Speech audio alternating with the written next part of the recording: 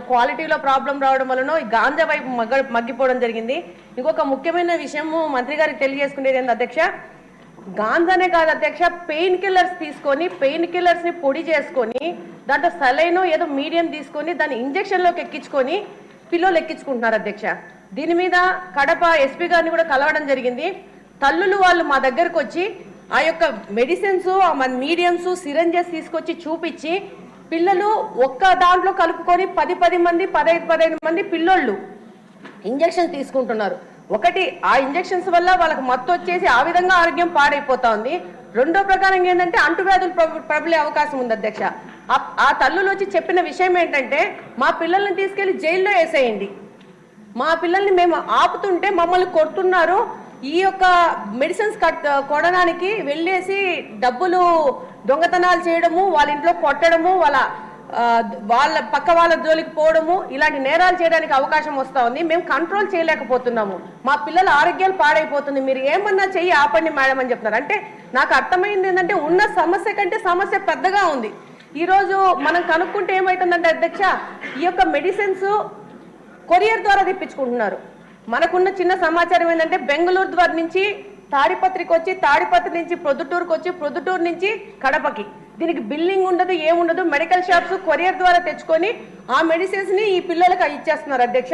దానివల్ల ప్రాబ్లం ఏంటంటే ఎస్పీ గారు చెప్పడము, దాన్ని పట్టుకోవడం ఎట్లా అనేది. దీని ప్రకారం నార్కోటిక్స్ చీఫ్ గారి దగ్గరికి వెళ్ళి మాట్లాడడం జరిగింది. ఆయన అంటారు ఇంకా పెద్ద ఎత్తున దీన్ని పెంచాల్సిన అవసరం ఉంది కంట్రోల్ చేయడానికి. అంటే రకరకాల విధానాల్లో ఒక గాంజా అనుకొని మనం అనుకుంటున్నాము, పెయిన్ కిల్లర్స్ మత్తు పదార్థాలు మెడికల్ షాప్స్ లో కొనే వాటి ద్వారా కూడా పిల్లలు దీనిలోకి వెళ్తున్నారు. తప్పకుండా యువతను కాపాడుకోవాల్సిన అవసరం ఉంది అధ్యక్ష. ఒక్క నిమిషం, దీని ప్రకారం సీసీ కెమెరాలు కూడా పెంచుకోవాల్సిన అవసరం ఉంది అధ్యక్ష. కడప నియోజకవర్గానికి వస్తే దాదాపు అంతకుముందు ఉన్న కెమెరాలన్నీ ఈ 5 సంవత్సరాలు నిర్వీర్యం చేయడం జరిగింది. ఎక్కడైనా ఏదైనా క్రైమ్ జరిగితే కనుక్కోవాలా నేరస్తులంటే కనుక్కోలేని పరిస్థితిలో తయారైపోయింది అధ్యక్ష. ఇంకోటి అధ్యక్ష, మా కడపలో మార్పు అనే పేరు మీద ఈ డి అడిక్షన్ సంబంధంగా ప్రైవేట్ డాక్టర్స్ వచ్చి ఒక సెంటర్ని ఓపెన్ చేసినారు అధ్యక్ష కడపలో. కానీ నేను మీ ద్వారా మంత్రి గారికి తెలియజేసుకునేది ఏంటంటే, ఆ అడిక్షన్ సెంటర్ పైన ఉంటే కింద వచ్చి మద్యం దుకాణం పెట్టారు అధ్యక్ష. అంటే పైన తాగండి, పైన డి అడిక్షన్ సెంటర్కి వెళ్ళండి, కిందికి వెళ్ళి మద్యం తాగండి, మళ్ళా చెడిపోండి, మళ్ళీ పైకి వచ్చి అడిక్షన్ సెంటర్లు వచ్చారండి. దాని మీద పెద్ద ఎత్తున మేము అధికారుల దృష్టికి తీసుకుపోవడం, అక్కడి నుంచి ఆ మద్యం దుకాణం మార్చి కడపలో మార్చి బిల్టప్ సర్కిల్లో కడపలో దాన్ని మార్చి దూరంగా పెట్టండి. ఎందుకంటే ఒక పెద్ద ప్రయోజనం కింద ప్రైవేట్ వ్యక్తులు డాక్టర్స్ వచ్చేసి పిల్లలు దీంట్లో బాధపడుతున్నారు, వీళ్ళని మార్చాలనే ఉద్దేశంని ఈ యొక్క కింద మద్యం దుకాణం పెట్టడం ద్వారా దాన్ని దెబ్బతీసినట్టు అవుతుంది అధ్యక్ష. థ్యాంక్ యూ అధ్యక్ష. ఎమ్మెల్యేస్కి వారి పవర్ వారికి పూర్తిగా తెలియట్లా.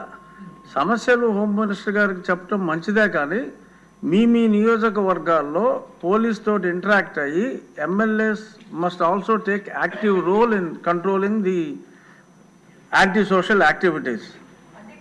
ఇంకక్కర్లేదమ్మా మంత్రి గారు.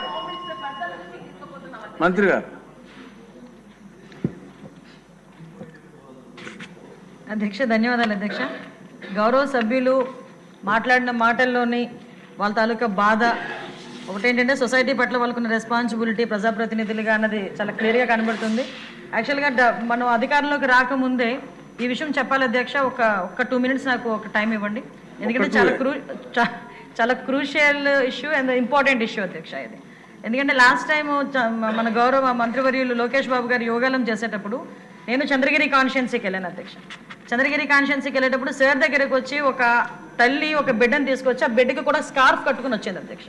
తల్లి బిడ్డ ఇద్దరు స్కార్ఫ్ కట్టుకొని వచ్చారు. ఏంటి విషయం అంటే లోకేష్ బాబు గారితోనే మాట్లాడాలి అని చెప్పి పక్కకి వెళ్ళి మా అమ్మాయిని గంజాయికి అలవాటు చేసేశారు, మా అమ్మాయి గంజాయికి అలవాటు పడిపోయింది, నా బతుకేంటో అర్థం కావట్లేదు, ఏం జరుగుతుందో తెలియట్లేదు, నేను మా అమ్మాయి చనిపోవడం తప్పించి వేరే దారి లేదు అని చెప్పి ఆ రోజు ఆ తల్లి కూతుర్లు ఇద్దరు కూడా గౌరవ మంత్రివర్యుల దగ్గరికి వచ్చి బాధపడి ఏడిస్తే ఆ రోజు మంత్రివర్యులు ఒక మాట చెప్పడం అధ్యక్ష, మన గవర్నమెంట్లోకి వచ్చిన తర్వాత గంజాయి మీద దృష్టి పెట్టాలి అంటే ఆ రోజు నుంచే ఒక కార్యాచరణ రూపొందించుకొని యువగలం పాదయాత్రలో ఏదైతే ప్రజా సమస్యల మీద గుర్తించడానికి వెళ్ళిన నేపథ్యంలో అదే రకంగా ఈరోజు మనం అధికారంలోకి వచ్చిన వెంటనే గాంజాయి మీద ఉక్కుపాదం మోపాలి అన్న ఒక థియరిటికల్గా మనందరం కూడా వెళ్ళడం జరిగింది అధ్యక్ష. దీనిలో భాగంగానే చూస్తే నిజంగా సభ్యులు అన్నట్టుగా ఈరోజు గాంజా అనేది ఎలా అయిపోయిందంటే ఎక్కడో ఏజెన్సీ ఏరియాలో పండే గాంజా కాస్త ఈరోజు స్కూల్ బ్యాగ్స్లోకి వచ్చే పరిస్థితి వచ్చింది అధ్యక్ష. స్కూల్లో పిల్లలు కూడా గాంజాయి తీసుకునే పరిస్థితులకు వచ్చేసారు. అంటే లాస్ట్ 5 సంవత్సరాలు ఇందాక సభ్యులు మన వాసు గారు మాట్లాడినప్పుడు కనీసం గాంజా మీద కానీ గాంజా బ్యాచ్ గురించి కానీ బ్లేడ్ బ్యాచ్ గురించి కానీ దౌర్భాగ్యం ఏంటంటే ఒక సీఎం స్థాయిలో ఉన్న వ్యక్తి ఏ రోజు కూడా ఒక రివ్యూ తీసుకోకపోవడం, ఒక ఇన్ఫర్మేషన్ కనీసం తెప్పించుకోకపోవడం అధ్యక్ష. దీని పర్యవసానం ఏదంటే 5 సంవత్సరాలు దీన్ని క్యారీ ఫార్వర్డ్ చేసుకొని ఈ రోజు ఇంతవరకు రావడం జరిగింది అధ్యక్ష. దీని నేపథ్యంలో ఈ రోజు ఈ గంజాయిని ఇమీడియట్గా మనం అరికట్టాలి అనుకునేటప్పుడు చాలా ఎక్సర్సైజ్ చేసుకోవాల్సి వస్తుంది అధ్యక్ష. సిస్టమ్ని కూడా మనం మళ్ళా రిపేర్ చేసుకోవాల్సిన పరిస్థితి ఏర్పడింది అధ్యక్ష. ఇంతకు ముందు గాంజాకి సంబంధించి పైనుంచి ఏజెన్సీ నుంచి కిందకు వచ్చే సిచ్యువేషన్లో ఎన్ని చెక్ పోస్టులు ఉన్నాయని నేను వైజాగ్ సిపి గారిని ఒకసారి నేను హోమ్ మినిస్టర్ అయిన వెంటనే మాట్లాడితే కేవలం 2 సీసీ కెమెరాలు ఉన్నాయి, చెక్ పోస్టులు ఉన్నాయి, దాని దగ్గర 2 సీసీ కెమెరాలు ఉన్నాయని చెప్పారు అధ్యక్ష. అంటే చెక్ పోస్టులు కూడా పెట్టుకోలేని పరిస్థితులు అయిపోయింది. ఈ రోజు మళ్ళా తిరిగి గాంజా నిర్మూలనకి పర్టికులర్గా ఎక్కడెక్కడైతే ఏరియాస్ నుంచి అయితే మనకి ట్రాన్స్పోర్ట్ జరుగుతుందో ఆ ట్రాన్స్పోర్ట్ అన్ని ఏరియాలలోని కూడా చెక్ పోస్టులు ఏర్పాటు చేసుకున్నాం. చెక్ పోస్టుల దగ్గర సీసీ కెమెరాస్ ఏర్పాటు చేసుకున్నాం అధ్యక్ష. ఏ గాంజా తీసుకునే వ్యక్తి కూడా ఎక్కడ కూడా తప్పించుకోకూడదనే ఉద్దేశంతోనే సర్వేలెన్స్ కింద సీసీ కెమెరాలు ఆల్రెడీ ఫిక్స్ చేస్తున్నాం అధ్యక్ష.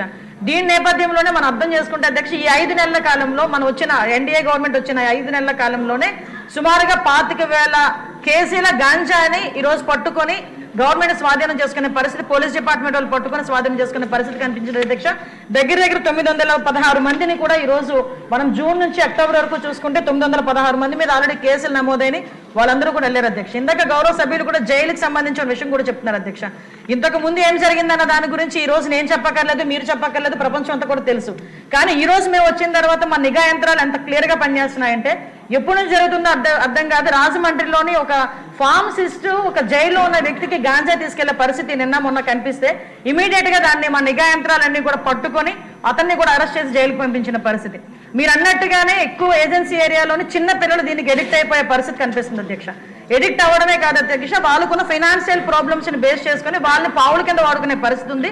కాబట్టి గాంజా బ్యాచ్ల్లోని గాంజాలు సరఫరా చేసేవారు కానీ గాంజా తీసుకునే వాళ్ళకి కూడా అధ్యక్ష ఈ రోజు ఏదో తీసుకొచ్చాము, జైల్లో పెట్టేసాము, వాళ్ళకి రిమాండ్ తీసేసాము, తర్వాత బెయిల్ బయటకు వచ్చి వాళ్ళు అలా చేసే కన్నా వీళ్ళు చేసిన వెంటనే వీళ్ళ మీద పీడియాక్ట్ పెట్టడమే కాదు అధ్యక్ష, వీళ్ళ ఆస్తులు కూడా జప్తు చేయడానికి వీలైతే వాళ్ళకి ఆస్తి ఏమీ లేకపోతే వాళ్ళ దగ్గర ఉన్న ఆధార్ కార్డులు కానీ వాళ్ళ దగ్గర ఉన్న రేషన్ కార్డ్స్ కానీ అలాంటివి కూడా సీజ్ చేసే పరిస్థితి కూడా రప్పించాలి అని గౌరవ ముఖ్యమంత్రి గారు కూడా మాకు ఆదేశాలు ఇవ్వడం జరిగింది అధ్యక్ష. దాని మీద కూడా ముందుకెళ్తున్నాం.